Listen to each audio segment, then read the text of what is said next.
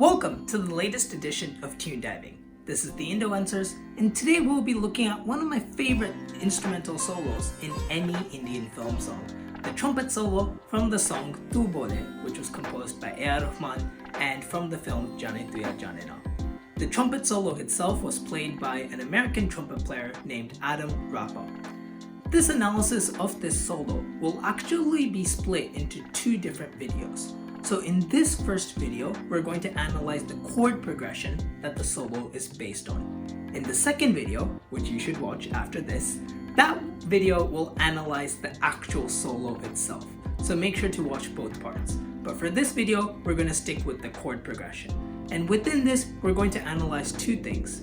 Firstly, the usage of chromaticism, and secondly, the usage of something called a 2-5-1. And they actually kind of link with each other, so I'll explain that as well. So with all that said, without further ado, let's jump right in. So let's talk about the chord progression. Now it's important to realize that the chord progression the trumpet solo is based on is the same as the chord progression the chorus is based on. In jazz, when solos are played, the solo is generally played over the same chords as the melody of the song. They aren't played over any new chords or anything generally. So Tu Bole is the same. So the chords or the chord progression in the Jaane Tu Ya Jaane Na section, the section that goes Jaane Tu Ya Jaane Na, the chord progression in that section is the exact same pretty much as the chord progression in the trumpet solo. To me, what makes this chord progression both interesting and coherent is the idea of chromaticism. By chromaticism, I mean the usage of chromatic notes that are right next to each other on the piano. Now, a natural consequence of chromaticism, if we are in a major scale, is the usage of accidentals. Accidentals are notes that are not in the scale. If you have a chromatic line that has at least 3 notes, and we're in a major scale, then you have to use an accidental. There's just no way around it. Let me show you. So, Tu Bole is in the key of G major, so let's use the G major scale. So for example, let's start with the note G, and let's build a chromatic phrase, a 3-note chromatic phrase. So if we go chromatically upwards, G, G sharp, A. But wait, even in here, G sharp is not in the G major scale, so it's an accidental. If we go downwards, G, F sharp, F. The note F is not in the G major scale. It's an accidental. And it doesn't matter like what 3-note chromatic phrase you choose, whatever you choose, it doesn't really matter. You have to use an accidental. It's just the way the major scale is constructed. There's no way around it. So if you're in a major scale and you want to construct a 3-note chromatic phrase, you have to use an accidental. So why does this matter? It matters because these chromatic lines, with the mixture of accidentals and notes that are in the scale, allows composers to create phrases that have tension and release. So for example, in the key of G that we used before, let's take the chromatic line A flat, G. So we start on A. This has a little bit of tension. A, it's still in the scale, so not too much tension, but it's not a chord tone, so it doesn't sound fully comfortable. Right? So it has a little bit of tension, but then once we go down to the A flat, it sounds really ugly, right? Bleh, right? It sounds really ugly, has a lot of tension. Like, that sounds awful, right? So it has a lot of tension, and then once we descend down to the G, now it's comfortable and it's relaxing. So it creates this really cool kind of emotional journey, right? A little bit of tension, lots of tension with this accidental, and then relaxing. It's a little bit of tension, oh my gosh, like lots of tension, oh no, and then the tension is released, right? So it creates this lovely kind of emotional journey, and that emotional journey was created by using a chromatic line. Now, we've gone through the idea of chromaticism and using chromatic lines, but this video is about chord progressions. So how does the idea of chromatic lines connect with chord progressions? Well, it's quite simple actually. We can build chords around this chromatic line that we have. So taking the previous chromatic line of A flat, and G, we can build a mini chord progression around it. So for example, we could go A minor 7, A flat major 7, and then G, right? So they all have the notes A flat, G. Like the chord that I used for A, of course, has an A. The chord that I used for A flat has a A flat, and the chord that I used for G has a G, right? And all we're doing is adding extra notes to decorate this chromatic line that we have, right? So in this case, for A, I used A minor 7. For A flat, I used A flat major 7. And then for G, I used G major. And the chords don't have to start with the note necessarily, you know. For A, you can use any chord that has the note A. So for example, I don't know, F sharp diminished. And then for A flat, we could use like C augmented, I think this is. And then for G, go back to G. You know, so there's endless ways in which you can decorate this chromatic line, right? And, you know, once you have that chromatic line, you can just add extra notes and kind of figure out combinations that work for you. And this is precisely how Rahman seems to have built the chord progression in this section of Tu Bole. He has 4 chromatic lines which help connect the chords together. So let's look at the chords of this section and see the chromatic lines that it creates. So here's the chord progression on the screen. I've separated it into 4 sections, and each section is based on a different chromatic line. So let's look at the first section, the one that has the chords G, B7, C major 7, E flat major 7, and then G again. So if I play them, it goes like this: G, B7, C major 7, E flat major 7, G. And maybe you could hear the chromatic line already. We have D in the G major chord, and then we have D sharp in the B7 chord, and then we have E in the C major 7 chord, and then we have E flat in the E flat major 7 chord, and then back to G, we have D. So it creates this lovely chromatic line: D, D sharp, E, E flat, D. So it first chromatically goes up, and then chromatically goes down. With the first note, D, there isn't much tension because D is a chord tone in our home key of G major. But the next note, D sharp, that's an accidental, so it brings about a lot of tension, right? That really kind of sticks out, and you know, it sounds ugly, right? So it has a lot of tension. And then when we go up to E, it's a little bit of tension. It's not a chord tone, but still in the scale. So, you know, a little bit of tension, but not too much. So we started off with no tension pretty much, lots of tension, a little bit of tension. And when we go back down, lots of tension, and then tension is released. So it creates this really engaging emotional journey. And when you build the chords around this chromatic line, it makes the chord progression interesting to listen to because it creates a journey with tension and release, which engages us listeners. For the other 3 sections, something quite similar happens. So if we take the second section, so the chromatic line in this second section goes B, A sharp, A flat, G. So the starting note B, we find it in the G major chord.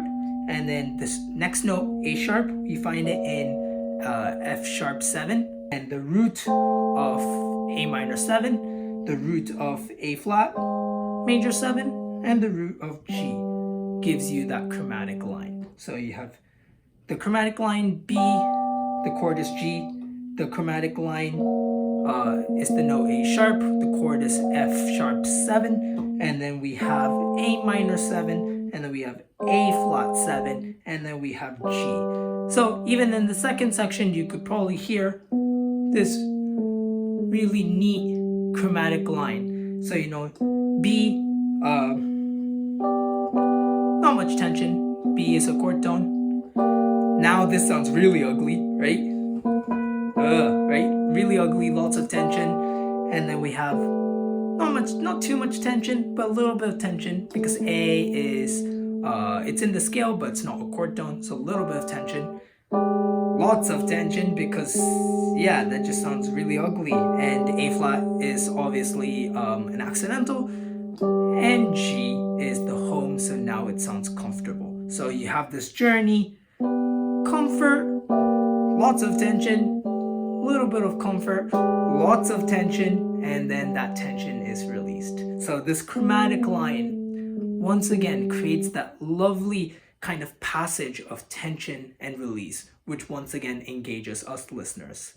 The third and fourth chromatic lines are only 3 notes each, but rather than 5, but it's the same idea nonetheless. So the third chromatic line starts from the note A, and we have an A minor 7 chord. So that's the start, has the note A. Then this chromatically goes up to B flat 7, so that A went to a B flat. And then once again, this B flat goes chromatically up to B with the E minor 7 chord, right? So we have A minor 7, B flat 7, and E minor 7, which creates this chromatic line of A, B flat, B.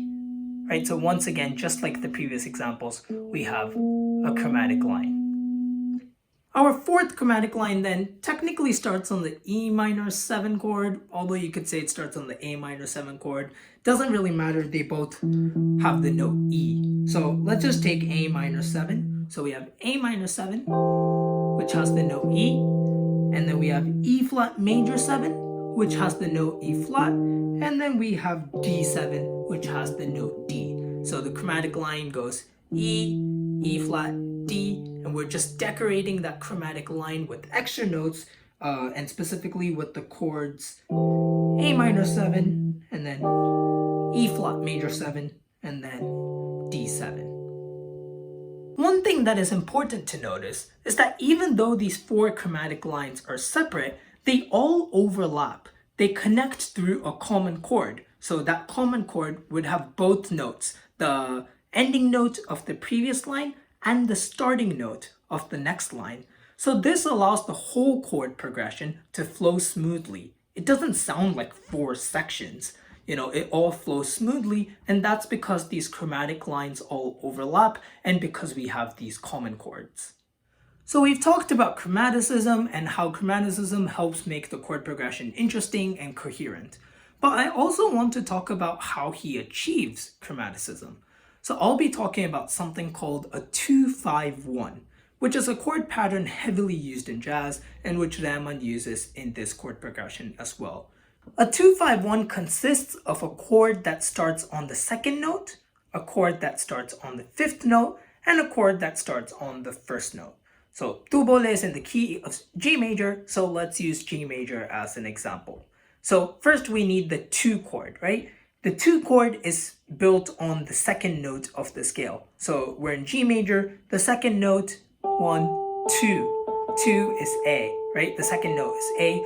So we're going to build a chord starting from A that only uses notes from the G major scale. And that would be A minor, right? If we used like A major, for example, C sharp is not in the G major scale, so we won't use that. So our 2 chord is A minor. Okay, so that's our 2 chord. Now the 5 chord is the same idea, except instead of doing it for the 2nd note, we're going to do it for the 5th note. So we take the 5th note of the G major scale, which is D, and we build a chord from D, which only uses the notes in the G major scale. And so we're going to build a D major chord. So first we have A minor, and then we have D major, and then we have the 1 chord. 1 chord is the 1st note of the scale, which is obviously G in G major, so G major. That's our 1 chord. So we have A minor is our 2 chord, D major is our 5 chord, and then G major is our 1 chord. So that's the 2-5-1 really. And if you play the 2-5-1, 2, 5, 1, it has a very kind of familiar sound. It sounds like a typical ending of a song, right? Like this sounds like a very good way to end a song. And so these 2-5-1s are often used to end a section or to transition into a new section or things like that. And so yeah, 2-5-1s are very useful and they have a very kind of familiar sound as well. But you might be thinking, what does 251 have to do with chromaticism? How do the two ideas connect? Well, the thing is, what I just showed you with the 251 is just the foundation. Composers will often adjust this foundation in order to fit what they want. So in this chord progression for Tu Bole, Rahman makes one specific adjustment to the 251 in order to create chromatic phrases. In this song, he uses something called a tritone substitution. That's the adjustment he makes to the 251. This tritone substitution technique is applied to the 5 chord. So remember with the 251, we had A minor, the 2 chord, we had D major, the 5 chord, and we had G major, the 1 chord. And the tritone substitution is applied to the 5 chord. Okay, so now what is a tritone? A tritone is the 4th note of a scale, except you sharp it. So you go to the 4th note, but then you just go up a half step, right? So in this case, let's take the note D. If we go up to the 4th note, you get G, but then go up an extra half step. So the tritone of D is G sharp. Okay, so what we do with tritone substitution is we substitute D goes out, and its tritone goes in. A flat goes in instead. So if you put that in the context of a 251, the regular 251 would go A minor, D major, G major, right? That's a 251 in the key of G major. But now if we apply the tritone substitution, the 2 stays the same. 2 chord is still A minor, but instead of going to D major, we use the tritone of D major, which is A flat major. So we go there instead, and then we go down to the G. So 2 tritone substitution, and then 1. So in the regular 251 would go 2, 5, 1, but with the tritone substitution, it goes 2, tritone substitution, the tritone of the 5, and then 1. And you may have noticed already, but once we incorporate the tritone substitution, we have a chromatic line. A, the 2 chord, yes, you start on A, but then once we incorporate the tritone substitution, it becomes A flat. So we have the chromatic descending line, right? Started on A, went down to A flat, and then we go to G. So we have this really cool chromatic line, right? So what that tritone substitution allows you to do is create that chromatic descending line. So we see both the regular 251 and the tritone substituted version of 251 in a couple of sections in this chord progression. The first place where we find it is in bars 7, 8, 9. So we have the chords A minor 7, A flat major 7, and then G. And this is pretty much the exact same as the example I gave previously for tritone substitution, right? This is the 2, A minor is the 2, and then instead of going to D major, we use its tritone, which is A flat major. So here's A flat major 7, and then we have G, right? So that's tritone substitution of 251. We see it in bars 7, 8, 9 of Tu Bole. The second example is quite an interesting one. It's towards the end. We have 4 chords. We have E minor 7, and then we have A minor 7, and then we have E flat major 7, and then we have D7. So let's just ignore the E flat major 7 for a second. And if we look at the other 3 chords, we have E minor 7, we have A minor 7, and we have D7. That actually gives you a 251. Except now it's a 251 in the key of D, right? So that makes things a little tricky, but the 2 is E minor, because from D it's the second note, E is the second note from D, right? So that's our 2. Our 5 is A, because that's the 5th note from D, so that's our 5 chord, and then we have D7, right? So that's our 251. We have E minor 7, A minor 7, D7, regular 251. But there is the E flat major 7 chord that we can't forget about. Now, it actually fits into this 2-5-1 in a very interesting way. The 5 chord that we looked at before was A minor 7. If you look at the tritone of A, it's actually E flat. So once you put that E flat major 7 into this chord progression, we have the 2 chord, which is E minor 7, and then we have the 5 chord, which is A minor 7, but we also have the tritone substitution of the 5 chord. So we have tritone substitution, which is E flat major 7, and then we have D7. So he hasn't chosen one or the other. He hasn't chosen regular 2-5-1 or tritone substituted 2-5-1. He's combined both basically, because we have the 2 chord, we have the 5 chord, but we also have the tritone substitution, and then we have D7, which is the 1 chord, right? So it's this really interesting kind of combination of both the regular 2-5-1 and the tritone substituted version of 2-5-1. And this is really clever from Rahman, because using that tritone substitution brings that chromatic movement, but yet it by using a bit of that regular 2-5-1 sound, it brings that conclusive sound that a 2-5-1 has. And as this is the end of the section, using that conclusive sound makes a lot of sense. Now, an interesting side note, it is a side note, but Rahman doesn't actually explicitly play that final D7 chord at the end.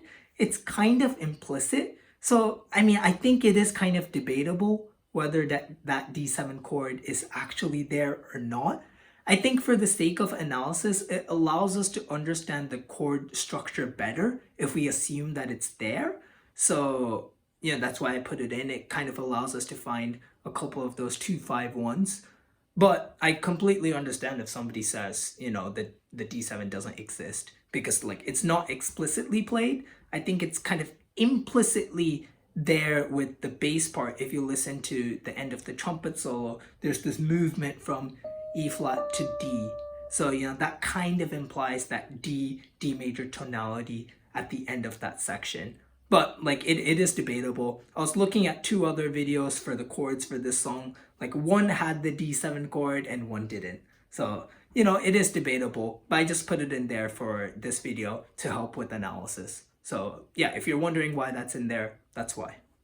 Alright, so that's it for this video. In this video, we looked at chromaticism, we looked at 2-5-1, and we looked at how they're linked together and how Rahman uses both of them in order to craft an interesting and coherent chord progression behind the trumpet solo.